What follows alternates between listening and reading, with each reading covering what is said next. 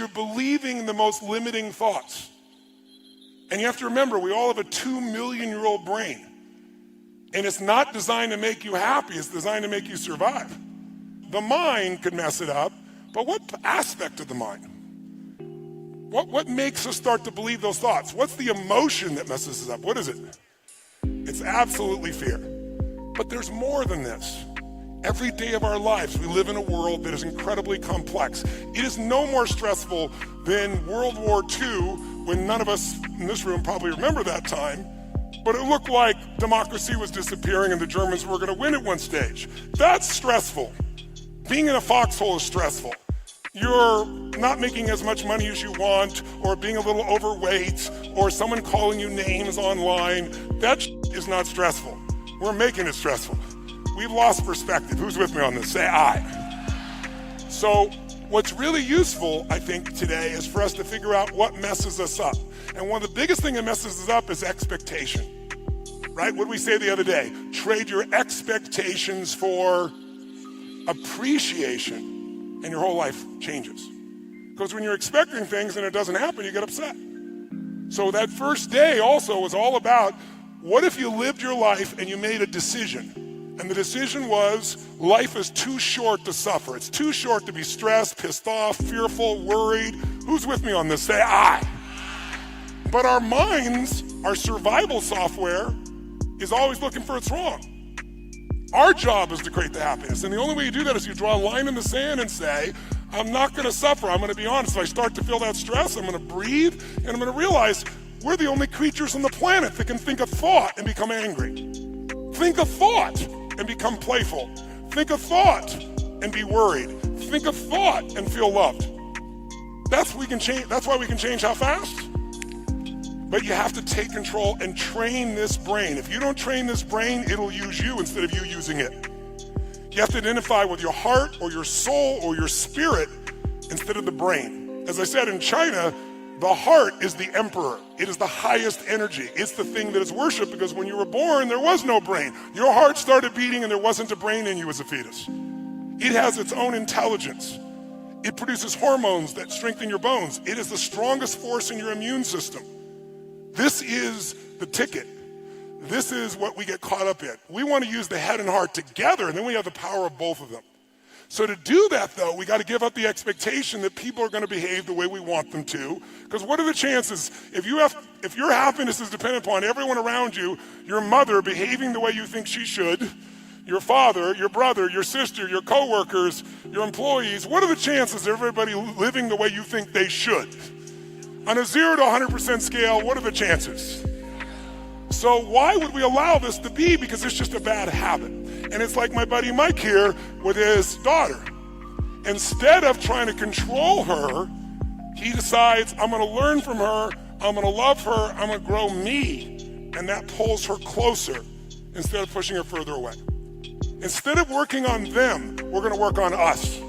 If I want to change you, the fastest way I can change you is change me, because we're in a cybernetic loop. If dad responds totally different than she can predict, she doesn't know how to deal with that anymore, now you have the upper hand. Now your love can penetrate her instead of the story in each other's minds. When he was talking to me on that first day about her, he was in his head. How many saw that? And then he left his head and got in his heart, and that's when he penetrated her. And look at mom over here smiling from ear to ear, going, nodding her head, going, yeah, that's cool. And look at Mike's big smile on his face, because he can feel the difference. So the first C is the C of clarity. Clarity is my favorite word in success. It's my favorite word in business.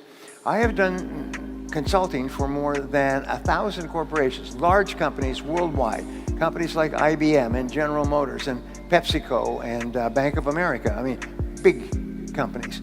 And I've also worked with more than 10,000 small and medium-sized companies. And what I found is in every single situation, problems occur when the company becomes unclear about what it is they're doing or how it is they're doing it. And so I've developed a program, which is really just a fun program for me intellectually. It's called the 2-Day MBA. And it shows 10 different factors of a company. And these are the ones that I learned when I went to university, back to university in my 30s. And I find that all problems come from lack of clarity. What is your product? It's the first question you ask. Who is your customer? What does your customer consider to be more valuable than anything else? How are you superior to your competitors? What can you do to attract more customers? What can you do to close those customers? I'll come to this in a second, but basically it's clarity, lack of clarity. Now here's something else I learned, and they did a study of 50 owners of companies, successful owners of companies like yourselves. And they asked them, what is the very best time management or business tool that you've ever discovered? 49 out of the 50 held up a yellow writing pad. Yellow writing pad, sort of like this. And this is what they did. This is how they planned their day. They made a list, to-do list. Today's date, they wrote down everything they had to do. They always work from a list. Always work from a list. Always work from a list. If you don't work from a list, it's very much like taking your hands off the wheel of your car going down a winding road in the mountains. What happens is your life's going to go up and you're instantly going to start doing irrelevant and unimportant and useless things. And at the end of the day, you'll be exhausted and you'll accomplish nothing. Now, I know this doesn't apply to anybody here. Einstein has a quote. It's one of the most important quotes in my life. The most important question any man must decide for himself is whether or not he lives in a friendly or hostile universe.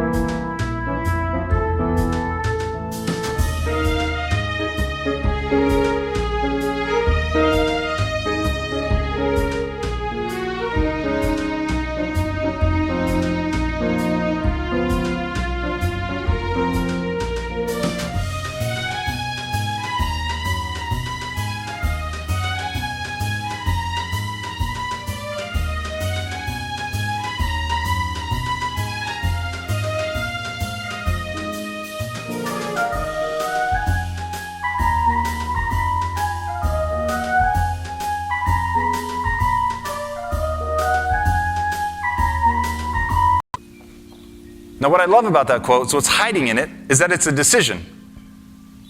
You get to choose whether you're living in a friendly or a hostile universe. There's no objective reality. It just is what it is. You're going to get what you see. You're going to get what you focus on. And you see what you focus on.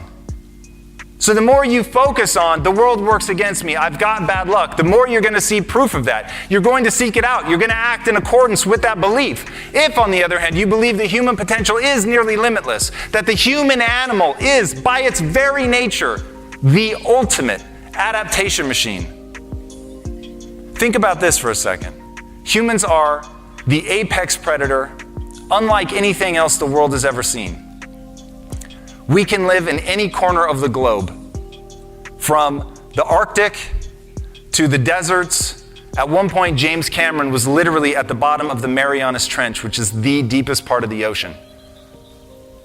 Humans can not only get there, they can thrive. Now, nature had to make a decision with every animal. Do we create something that comes pre-programmed? Think of a horse. When a horse is born, it can already run, jump, walk, eat. A human, on the other hand, takes the opposite approach, where nothing is pre-programmed, but now you can go in any direction. When humans are born, we can't hold our own head up. This is something that really freaks me out. Humans are so incapable of taking care of themselves, you could literally lay an infant next to a bottle and it would still starve to death. We can't hold our own head up. We poo in our diapers. We are literally in need of constant care for years of our lives. Now, this comes with a benefit, which is that we can adapt in any direction that we want. And the most beautiful part of this is it never stops. Even as you get older, you can decide that you want to go in a different direction. You can change the course of where you're headed. And so, in this role that I found myself as budding entrepreneur, I set out to learn everything that I could, to understand what is my goal and then to work my way backwards.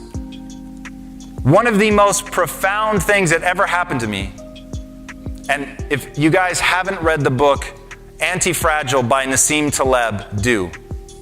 In that book, he lays out the difference between something that is resilient and something that is truly anti-fragile.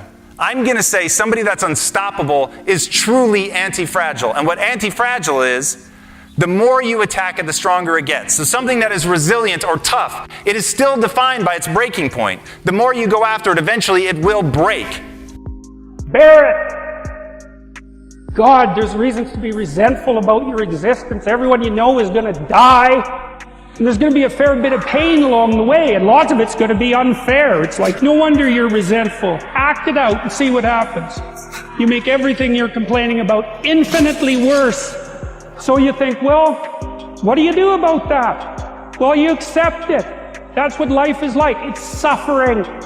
Put yourself together. And then maybe if you put yourself together, you know how to do that. You know what's wrong with you, if you'll admit it. You know there's a few things you could polish up a little bit, that you might even be able to manage in your insufficient present condition. And so you might shine yourself up a little bit, and then your eyes will be a little more open, and then you can shine yourself up a little bit more, and then it takes responsibility. And I think, if you said to someone, you want to have a meaningful life?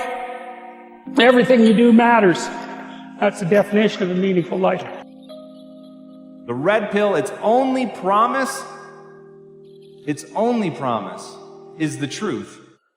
That's it. It's not saying that it's going to make things better. It's simply going to reveal the way that the world really is. And that for me was incredibly intoxicating. And I took the red pill intellectually, and what I began to realize is that the mind is the matrix in and of itself. Because I can tell you right now, today, in this moment, I promise you, the Matrix has you. I want to live in a world in which the vast majority of people wake up every single morning inspired to go to work, feel safe when they're there, and come home fulfilled at the end of the day. That is not the world we live in now. That is the world I want to live in, and that is the world I want my friends and family to live in. The true goals, true intention comes from within. And when it comes from within, you tend to have more emotion towards it. If we have a setback or a failure in life, which is inevitable, do we analyze ourselves and see what we did wrong? Or do we immediately outward and blame other people? Nobody knows but you. You can't get advice on what you should do with your life. Right? Nobody knows what you are. It's like, as much as you want people to agree and you want the people around you to be supporting your dreams and all, it's not going to be like that all the time. You got to do it alone. Your number one move is you identifying who you want to be. Who do you want to be? If you and I can figure out who we want to be, and it's as transparent and as clear as possible, I don't have to compare myself against your success.